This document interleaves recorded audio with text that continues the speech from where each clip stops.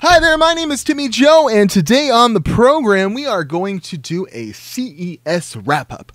Obviously, I wasn't there, and I'm not going to pretend like I was there. I am a huge tech nerd, and I paid very close attention to some of my favorite YouTube channels that were there, as well as some news publications and stuff like that, tech news and, the Verge and stuff like that. And, it would be my goal to be there next year, but I did make a video that was very successful for me about CES, the top 8 most anticipated technologies coming from CES and in 2017. And what I wanted to do was compare that list with what actually happened at CES and kind of give you my thoughts on what was the coolest things in each of those categories. So this is going to be the top 8 awesome techs that came from 2017 CES, something like that. You saw the title. In the intro, we're going to talk all about the latest and greatest tech launched at CES 2017. Yeah!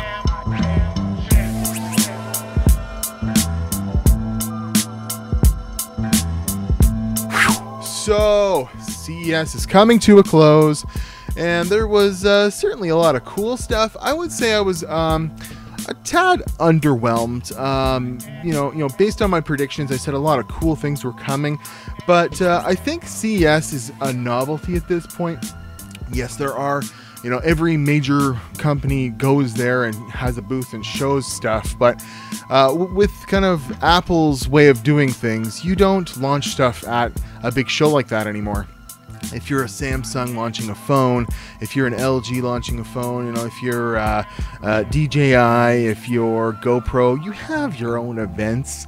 And it kind of makes it so a show like this is just a huge, collaboration of all the cool companies showing you what they have kind of in the works, but nothing majors really was announced. Even with some of the big things coming, they left it right out of CES. But we'll jump right into phones, because my big prediction with phones is the bezel-less design, and boy, was I wrong with that, at least at CES. But I don't really feel bad for myself. There wasn't a lot in the way of good phone technology that was even launched or showcased at CES.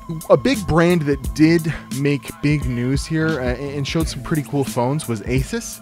I really like Asus phones, actually. I think I might actually get one of the phones I'm going to talk about here. The Asus Zenfone Zoom 3. They've had a couple iterations of this. It's been like a full kind of point-and-shoot camera built into a phone. Well, they've moved away from having this be like a novelty, kind of have a zoom lens on it, and they went the way of Apple, and they have 2 different sensors on it, which was one of the things in one of the huge trends that's coming and has already, is putting 2 different camera sensors on the back of a cell phone to enable it to have more functionality. And what the Zenfone does is it puts a 2.3 times zoom lens and a regular style lens in the back of this phone, as you can see, and it makes it so you can have like a telephoto effect. You can also have that bokeh effect, have that buttery background with a really crisp forefront subject. So, and all the other specs on this phone just look amazing. Then there was the Asus Zenfone AR augmented reality, which is the Project Tango enabled, the second Project Tango enabled phone. What Project Tango is, it's like this Google technology that lets you basically use like augmented reality, put like something in your house, like a piece of furniture or something inside of your camera's view. There's a lot more potential to it. I'm not going to get too much into what Tango is, but very good optics in that phone as well, but it's going to be very expensive. It looked really cool with that like leather back on it. And then there was some Chinese manufacturers showing off some phones. LG showed off a group of phones that, in my opinion, look like they were from a few years ago. The LG Stylo 3, which is like their answer to the Galaxy Note series, has a 720p screen. I mean, come on, LG. Showing that off at CES, a stylus, and none of these phones had very good processors or anything. There was a whole range of mid-tier phones that they launched that, honestly, in my opinion, the front of them looks like phones from 3 years ago. I don't know what LG was thinking there. And then talking about, I don't know what they were thinking, why can't BlackBerry just die? I'm a Canadian. BlackBerry's from Canada, RIM. You know, it was always this huge company down Ottawa way that, you know, offered amazing technology jobs and stuff like that. And they did not adapt properly with the smartphone revolution. And they think everyone wants one of their damn keyboards on a cell phone, when not one keyboard phone has been successful, even with Android on it. And here they are launching another one. And you know what? I'm sure it's just like, it's like they can't give up. They're grasping at straws. Can we make an Android phone work? No, they can't. And they've brought out a slew of them recently. So unlike you know, Nokia, where I'm hoping for a comeback, BlackBerry needs to take a few years off, concentrate on a new technology that might wow us, rather than trying to put out a phone. Like, just kill it already. Oh my goodness. Moving on to televisions, I would say television technology didn't so much take any leap forwards this year as it did take leaps thinner. LG's already had these amazing OLED televisions, and they made them, you know, paper thin on the wall. This LG 4K W7 signature, the W stands for wallpaper. It's like millimeters thin, goes on your wall, and then you know, you think, how are you going to put like the technology for the display and you know, like the tuner and all that stuff in there? Well, they put it in the soundbar below with this ribbon that you're supposed to run through your wall, or there's other kind of options for it. And then Sony join the OLED game, but they're just using LG's panels anyways. LG has the television game on lock, which is, you know, I feel, you know, it's very great for them, because instead of, I think, well, Samsung was concentrating on cell phones, LG realized they couldn't beat them at that game, and they put like all this R&D into some real awesome 4K OLED televisions. And I think they might win the television war in the next couple of years, especially if Sony's buying their panels. You know, every Sony television helps out LG, so that's awesome. And then Samsung relies on this quantum dot LCD technology that they've showed off before, and it's kind of like questionable on whether or not it's, you know, viewing angles and, you know, the panels are anywhere near as good as OLED. They see, you know, they're telling you that they are, but I don't think Samsung's going anywhere in televisions, but they're kind of like a step in the wrong direction with going with this quantum dot. I think they'll eventually go to OLED. So this is the point of the video where in the most anticipated tech, I said, you know, we started talking about the Nintendo Switch. Now, there's been some, you know, Switch news, and whether or not it's launching in January is still up in the air, but there's probably a launch event in January, and it's gonna launch in March. But we were supposed to hear something from Nvidia. There was like a couple write-ups I saw saying that what Nvidia had to talk about, because the Switch is having the Tegra processor in it, the keynote at C.E.S.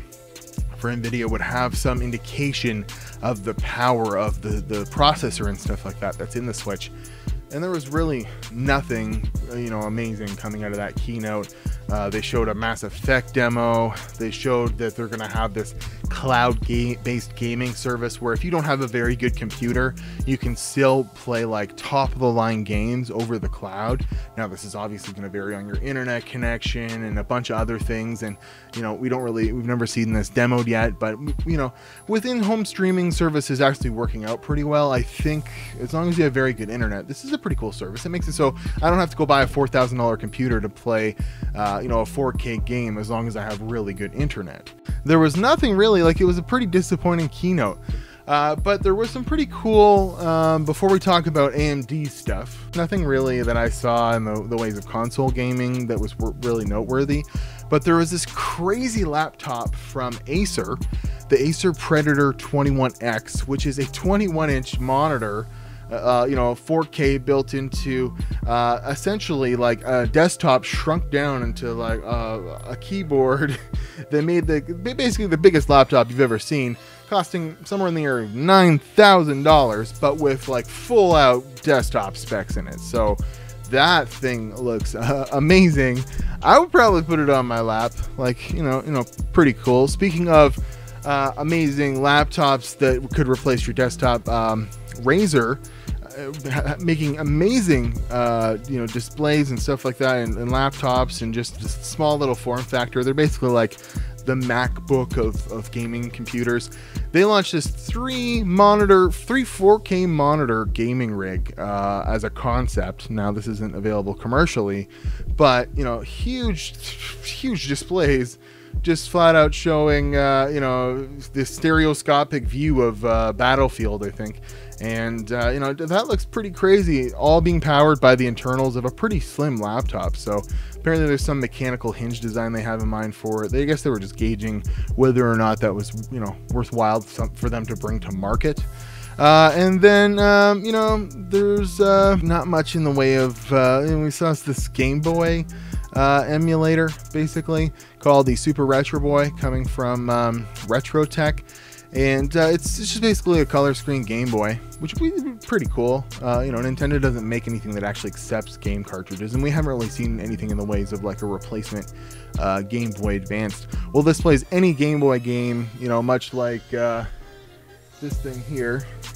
And you know, you plop something in it and it'll work. Has an own internal battery and a color screen. I thought that was kind of cool.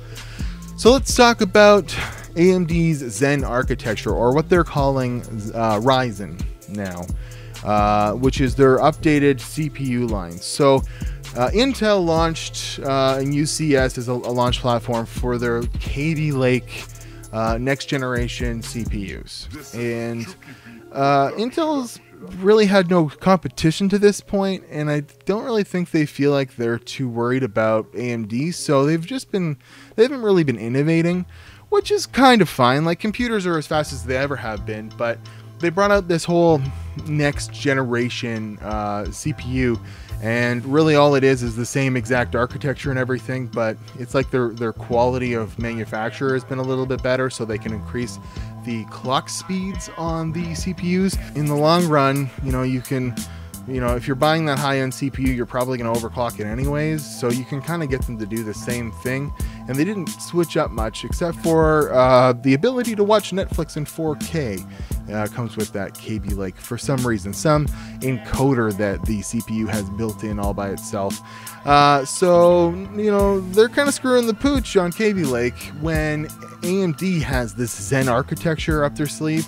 They've showed some demos. They had the PCs from the demos available for all the tech nerds to go and play with the, you know, benchmarks and specs and frame rates being shown comparatively to the last generation of Intel processors, with a bunch of stuff turned off in the Ryzen CPUs. So they're going to have a launch very soon for all of this stuff, and it looks like they might be competing directly with this Kaby Lake, and maybe even being like a skosh faster when everyone thought that wasn't even possible. So big news coming from AMD, that is for sure.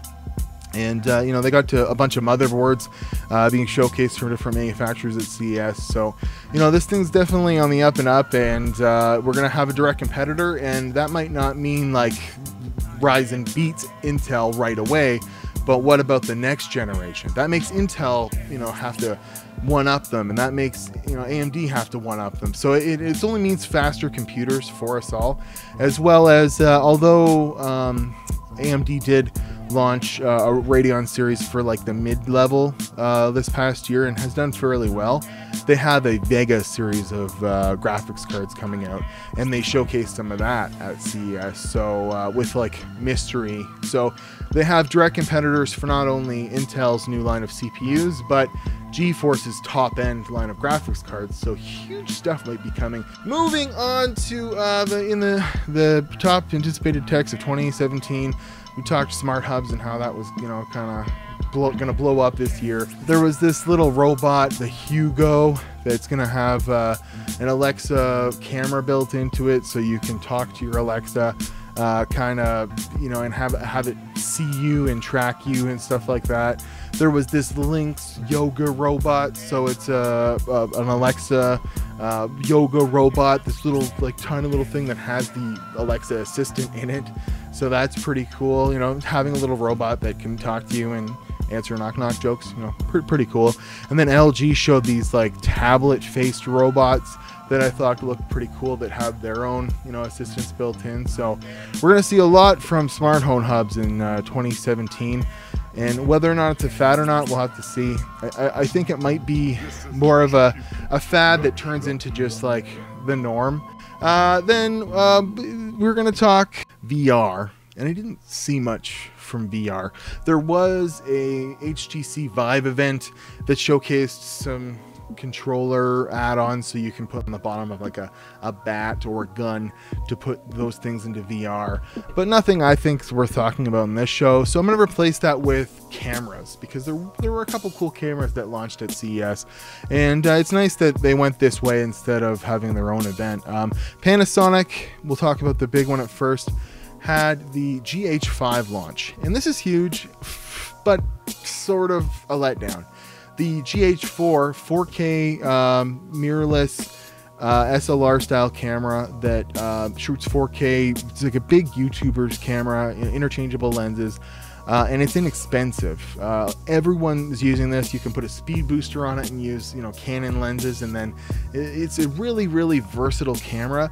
They launched the update to that, the GH5 at CES here, and from the looks of it, it, you know, adds to the functionality of the GH4, but it looks like they're probably going to still sell the GH4, and this GH5 is just like, you know, has a whole lot more, you know, specs wise, but you're going to be paying for it. It's going to retail for something like $2,000, but you know, it's pretty cool. Another, maybe I'll look into a Panasonic camera to replace the Sony. I've always wanted to try one, that's for sure.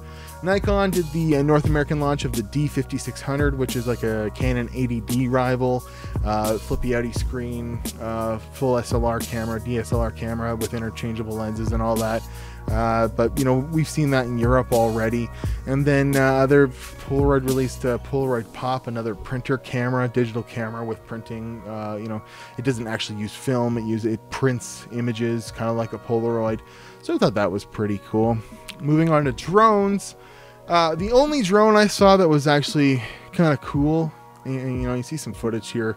There was some really bad drones apparently. Apparently there was this like fishing helper drone that got everyone wet because it fell into an aquarium, and a few other things like that. But the only good one I saw was Xiaomi has like the Yi action cameras. They're also a cell phone manufacturer. They're making their own drone called the erida, and it's a 3-propeller drone that looks to be like a competitor, you know, to a mid-tier DJI, or, you know, and I was saying this before, we need more competition in the drone space. Otherwise, DJI is just gonna, you know, get complacent eventually.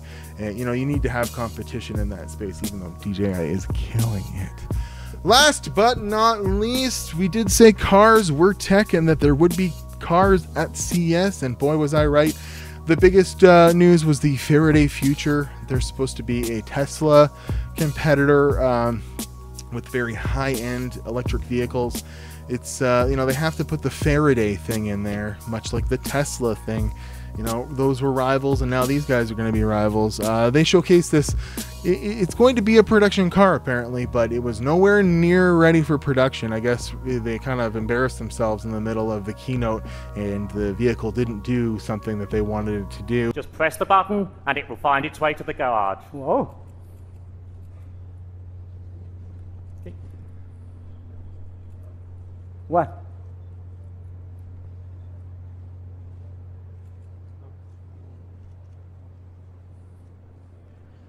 Ooh. Okay, it seems like it's a little bit